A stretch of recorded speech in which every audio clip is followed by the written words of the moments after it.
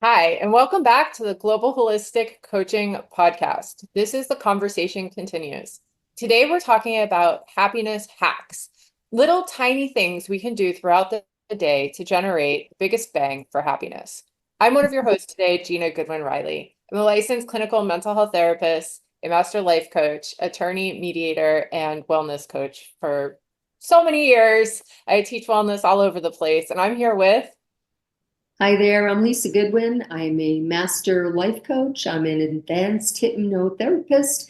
I've also been teaching meditation and mindfulness. I'm an international yoga teacher for about 30 years now. Okay, so let's get into it. Definitely one of the number one things we get asked about is how to have more happiness and less stress, less frustration, less Yeah, anger. yeah. Right. Can we giggle because it's like, yeah, if we had a pill, if we had a happiness pill, well, I guess they do happiness pills these days, but we don't want to get dependent on them. So when we're working with clients one-on-one, there's never going to be a one size fits all answer to this, but you and I were just kind of talking about how it's the little things, like the tiny Right. things we either do Yeah. throughout the day or little tiny shifts in our perception. So let's start with the tiny things. What's one of the tiny things you would recommend to one of your clients to generate some happiness when we're talking happiness hacks? Yeah, happiness hacks, life hacks, to me, the shortcuts are really the little things. I just finished up a weekend workshop, yoga weekend and life coaching in South Florida. And it was just so amazing. And the feedback that I got in just 3 days, how people were feeling so much better than when they had started with really minimal time and effort. So a yoga class can actually create a shift in that hour. Listening to something inspirational, how you start your day. Like these are just a couple little things that I want to get into in detail. One of the questions I got at the end of the weekend was, Lisa, how do you do it? What's most important to you? Like, what would you say makes the biggest difference in your life as far as staying healthy, balanced, feeling good, happy?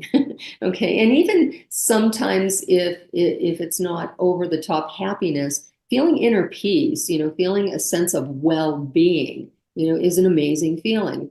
So my answer to that was, well, it's like the whole pie, and it's not one little piece of the pie. It's these several little pieces, but I like that because then it's not overwhelming. You eat a pie one slice at a time. And so I would first take a look at how you start your day. To me, the morning is like the foundation of the whole day. Some people wake up, they press that snooze button, the alarm's going off like bam, bam, and it's very stressful, a very stressful start. So my first life hack would be get an alarm tone that's actually pleasant to wake up to. So you're not waking up startled. And something as simple as having a glass of water when you first wake up, just having that intention to nurture yourself, hydrate. So I'm going to give that first simple life hack, how you wake up and how you start your day, as being real important. And I'm going to let you add a few tips to the morning, and then I have a few more that I'd like to add. Yeah, when I'm thinking about like a general life hacks, like the word hack is like shortcut, right? Like biggest bang for your buck. I recommend bookends for the day. So I always talk about days like bookends, like your foundation in the morning and your foundation at night That's and what right. you Yes, best. that's right. Definitely the biggest bang for the buck. I have all of my clients wake up and drink a tall glass of water and then work on 5 to 10 minute meditation, then do 15 minutes of movement. And it's so funny because people will say, well, 15 minutes isn't a ton of time. And honestly, you could even do 10, but moving your body for 15 minutes in the morning and even having like a silly playlist of music of like the music that just kind of like lights you up or fires you up, like changes Yeah, your whole day. right. If somebody who suffers from depression or anxiety, then I recommend taking a shower and adding a 30-second bolt of cold water because that helps reset the system and activate your parasympathetic nervous system. And then go about a couple of things that you enjoy to do in the morning. maybe you're going to give yourself 15 minutes to just have a nice cup of coffee or hot tea and just kind of like sit in silence or read an inspirational book. Depending on the happiness, first of all, it's a spectrum, right? And I would actually argue that instead of seeking happiness, we should seek the tabula rasa, the clean slate, the like nothing, the like no emotions, actually, because that's us at our base level, right? We're not Hmm. being Yeah. we're not being like driven by any emotions. So we chase these exciting feelings, but they're fleeting. If we can actually get centered and grounded and calm, then that's actually, I think, like the ultimate goal for us. And that's how I would define actually like true happiness would be the absence of any emotion, just like a blank slate. When I have a day where I'm just in the day, I'm mindful, I'm in the moment, I have no emotions kind of taking over because emotions can get so big. And then what happens when we have big emotions? That our brain tries to figure out why we're having the emotions and we start telling these stories and we spiral out. So bringing it all back in. So really looking at it as like the things that you do in the morning and the things you do at night are your anchors to get to calm. And if you can get to calm and you can kind of be the master of your own, I'm going to say tabula rasa. If you can get to tabula rasa, the Greeks called it the blank slate of consciousness. That's really the work that we talk about when we recommend mindfulness and meditation. And it's not contemplation and it's not thinking about things. It's actually thinking about nothing. And when you think about nothing, you feel nothing. No, what you're sharing is ancient wisdom, and it's that state of presence. Being in the moment and being in a state of neutral. I agree, is our baseline, and the no emotions is that clean slate. And so, how do we get there? And what we're giving you today is going to be just like some really simple choices. And I couldn't agree more with how strong start, strong finish. And so I know that the mornings can be so difficult, especially when we're busy or if you have small children so the importance of waking up even 10, 15 minutes earlier. Hey, the earlier, the better, to give you some time to start that day without stress. As I was saying, if you consider the morning as a foundation to the whole day, we want to create something strong enough so that whatever comes your way throughout the day, you'll have that strong foundation to be able to handle it, to have those coping skills.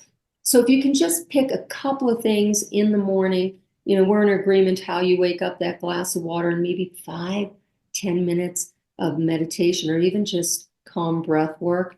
The other thing too you can do, and this doesn't take extra time, you would add it to what you're already doing, is, you can go on YouTube and find some affirmations, positive affirmations to play while you're getting ready. So it's not going to take any extra time. And what are you doing? You're imprinting in the subconscious mind, which gives you like the right mindset to before you even go out your door. And so that's going to help you to have that stronger foundation for better coping skills. It's kind of like creating space before you even leave your home. For So sure. starting in that way, and then at the end of the night, making sure you have some time to wind down before bed, making sure it's not, just a busy TV, extra work you didn't get done, and then trying to go into a restful, peaceful sleep, giving yourself even 30 minutes to an hour before bedtime to kind of wind down whatever your routine is. Would you agree with that, Jane? Yeah, for sure. And when we were kind of talking about this topic and we were talking about little things you can do, to generate more happiness or basically live a better life, right? That's what everybody's kind of out for, is just kind of taking their life and leveling it up a little bit, like saying like, okay, like my life is going pretty well, but how can I make some improvements? And what I was thinking about is like literally the way that we think about things throughout the day can come down to lost little things or little opportunities that we miss throughout the day that we can kind of grab onto, hold on to, and focus on that could help us generate happiness as well. Right. When I give like the gratitude exercise, for example, to people, and I'll say, just find 3 things a day. Let's start there that you're grateful for. Write it down at the end of the day. Helps you fall asleep thinking about the things you're grateful for. A lot of people struggle with that at first and will say, well, I don't really have a lot of things that I'm grateful for right now. Nothing's really going well.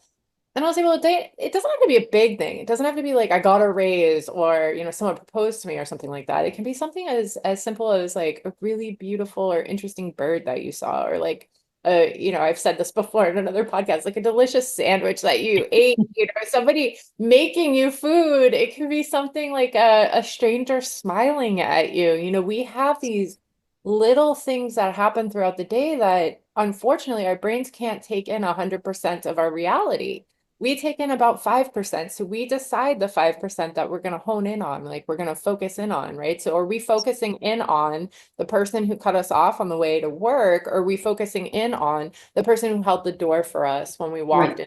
Right. So really getting in the driver's seat of looking for those little things that can help redefine your experience day to day. And that's something that, like, it sounds silly, but it goes a really, really far way. Being appreciative of a good weather day, being appreciative Absolutely. of the smell, like walking by a bush that smells delicious and you're like, wow, what's this smell? Like just hold on to those little moments, because those little moments help redefine your reality and recreate your reality for you. I think that might be the simplest life hack, actually, is to bring gratitude to the little things in life, because there's more little things that make up our life, little moments than the big things. I mean, the big things are definitely there for us and get our attention, but the day-to-day minutes, and that's what is the majority of our life. So if we can bring gratitude to those tiny little moments, then yes, we're going to live a life more joyful and with experiencing more happiness. I'd love to share. This came up over the weekend, and it came from a dear friend, Raina, and she was sharing, because we were talking about the little things this weekend, and she was sharing how someone had asked her the other day, how she was doing. And, she said, she admitted that it was a day of struggle. It wasn't one of those easiest days. However, she chose to answer this person with the response of, "I'm fantastic." And they said, "Really? Why are you fantastic?" And she said, "Well, this morning when I woke up, I opened two amazing, beautiful gifts right when I woke up." And they said, "Really, what?" And she said, "My eyes."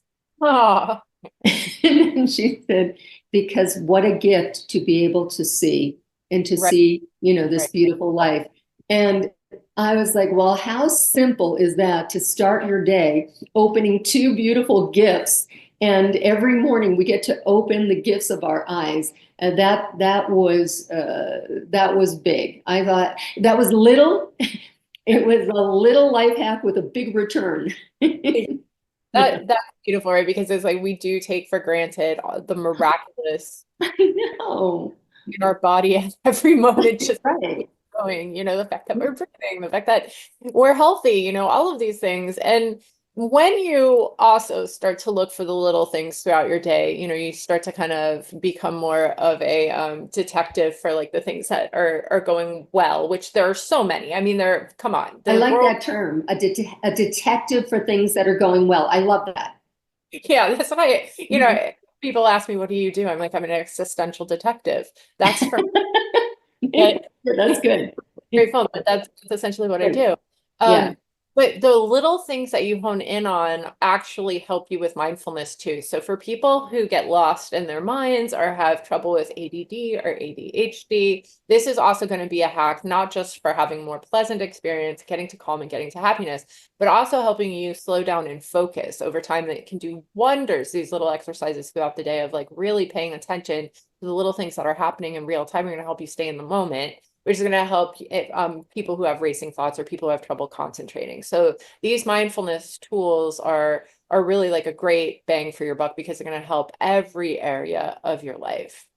And I want to also highlight movement. And I hear quite a bit, their lives are very busy. And so I say to you that we have 24 hours in a day. And if we don't have time to exercise, work out, whatever it is, obviously love yoga. But if that's not your thing, then any kind of exercise where you can nurture your body, if you can't find time in a 24-hour period, then you never will, because there's You- not going to ever be more than 24 hours in a day. But I'd And like that's to just share real quick. I had a client, this is a couple of years ago, and he really was having a tough time. And when you sink low, when you need it the most, that's when you don't want to do it. And that's when you really have to create that little tiny shift. So one of the life hacks I gave him to get started again is I said, instead of looking at even a 15-minute workout, look at a 5-minute workout. So many times in our mind, we'll tell ourselves, oh, 5 minutes isn't going to make a difference. what It it does. does. And so I told him while we were talking, I said, stop, drop right now and do 5 push-ups. And he was just like, what? And I'm like, I don't care if you drop to your knees, and do modified push-ups, but do 5. And as much as he thought I was a little crazy, he did it. And I said, all right, so that was about 6 seconds.